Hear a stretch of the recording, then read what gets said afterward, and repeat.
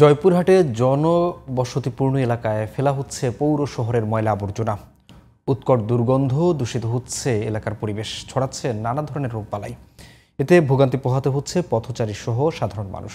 বিপর্যয় ঠেকাতে পৌর কর্তৃপক্ষের নেই কোনো উদ্যোগ। জয়পুরহাট প্রতিনিধি খম আব্দুর রহমান রনির তথ্য ছবিতে আরও জানাচ্ছেন সোহেল আহমদ। পৌর শহরের সব ময়লা আবর্জনা প্রতিদিন এভাবেই ফেলা হয় খঞ্জনপুর বদলগাছি গ্রামের সড়কের পাশে।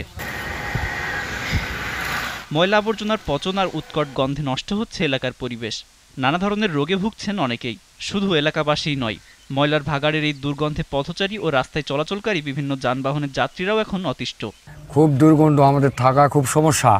আমাদের বাচ্চারা বাড়ির থেকে বেড়াতে দেয় না, আমরা সবসময় বাড়ির ভিতরে রাখি। অনেক শিয়ালের অত্যাচার হয়, কুত্তার অত্যাচার হয়। কাকেরা আসে ময়লার ডিম খাবারের মধ্যে ফেলে, এই খাবারগুলো আমরা খাইতে পারি না। এই পরিবেশটা অন্য জায়গাতে তৈরি হচ্ছে, সেখানে নিয়ে যায় এখানে কেন ফেলায়?